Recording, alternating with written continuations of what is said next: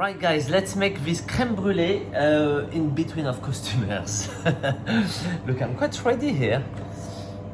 So I got my baguette proving, some are baking already. Got the quiches here, the loaves. Oh, those are so good. With leftover bread, stale bread, I sliced them very thin with the meat slicer and roasted in the oven with olive oil and salt. Very delicious. Here are my pastries for today. Apricot tart, a bit of raspberry brownies, a few more tarts, and the morning pastries. Right, let's get back to it. I need 250 gram yolks. So you remember, if you shake your eggs, the yolks come out much easier, especially when the eggs are fresh.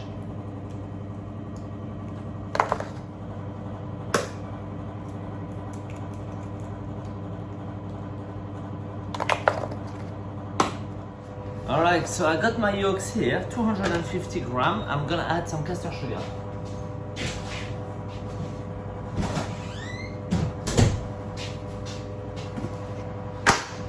And I need 180 gram.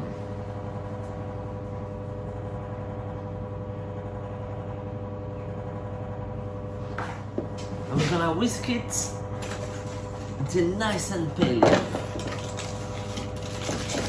So I don't have any vanilla essence. I prefer, the real vanilla pod flavor. So basically what I've done, I weighed up my cream yesterday, boiled it with vanilla pod, and let it infuse overnight in the fridge. Like that would be nice. So we whisk this very well.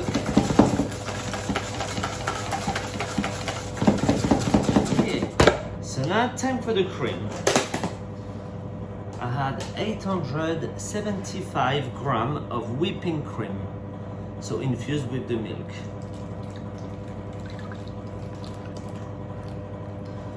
See all the vanilla in there?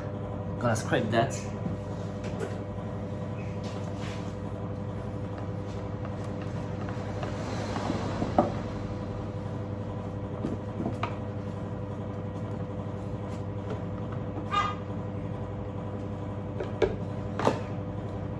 To rinse it well, I'm gonna weight up the milk now. 375.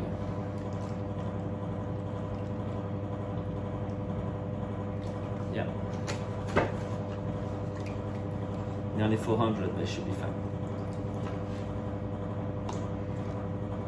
Into the same mix.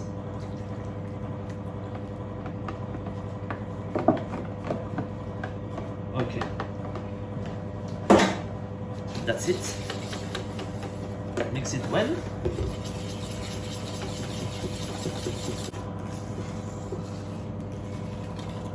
Okay, make sure it's well mixed everywhere. I'm gonna remove the vanilla pod now. Squeeze it out. I'm gonna reuse that, clean it, let it dry, and you can infuse it into syrup or anything. Okay, I got my mix. Don't mix it too much when you add the cream and milk, otherwise it's gonna have foam, and then you have too much foam on top of your creme brulee. So just as long as well combined, is good, yeah? Right, check.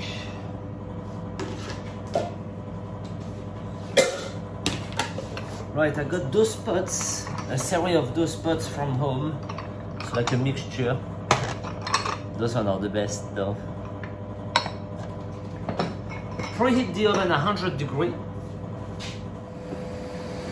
Alright, so time to fill up our little dish here.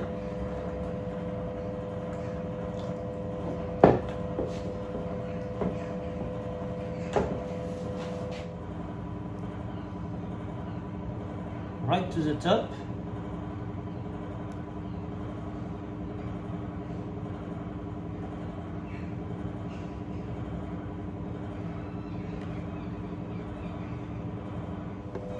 So every time you every time you pour it, try to make your mix moves because the little vanilla seeds sit at the bottom, and so it'd be a shame to lose them.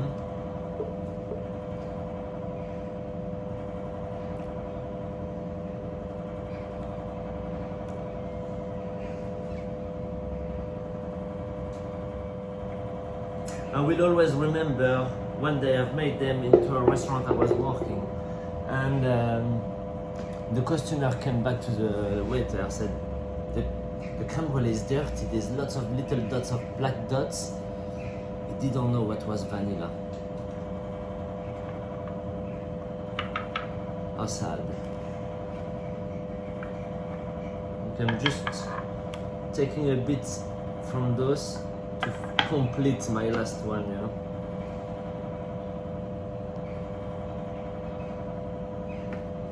There you go. In the oven, 100 degrees, until it's cooked. About 1 hour. You'll see it's setting, you can tell. I'll show you in 1 hour. Right guys, the creme brulee has been 1 hour now in the oven at 100 degrees.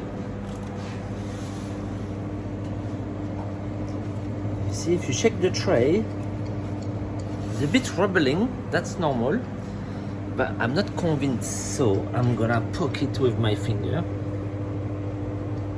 and it's still quite juicy, so a little bit longer.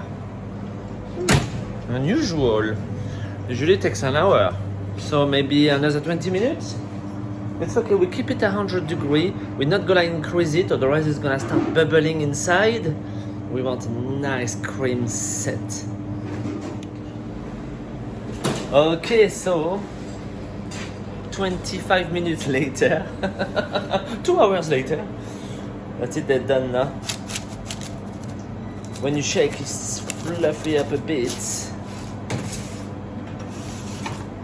But it's all good, yeah? Lovely, so we're gonna let them cool down and try one for sure. That's it, they are cold. Which one should we caramelize? Let's caramelize this one. Okay, so demerara sugar. Whoa. Demerara sugar on top.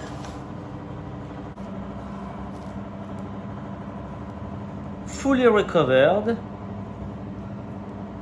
And then remove the excess.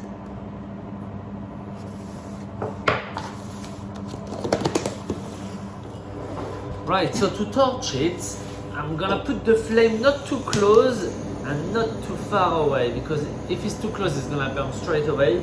If it's too far away, it's gonna warm up the cream, and it's gonna kind of go liquid. So, right in the middle.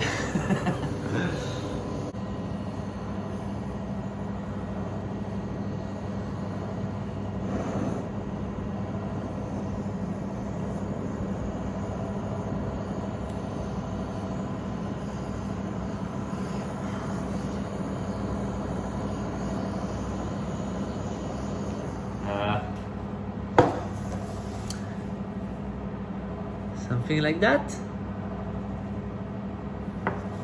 It's good, yeah? Gotta wait a little bit and eat it. That's it, it's set. Oh.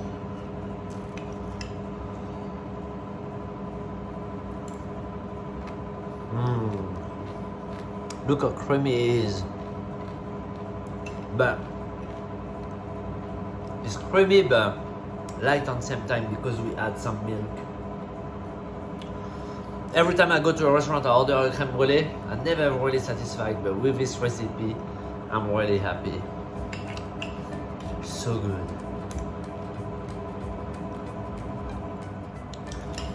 Well, that's it really, guys. Enjoy!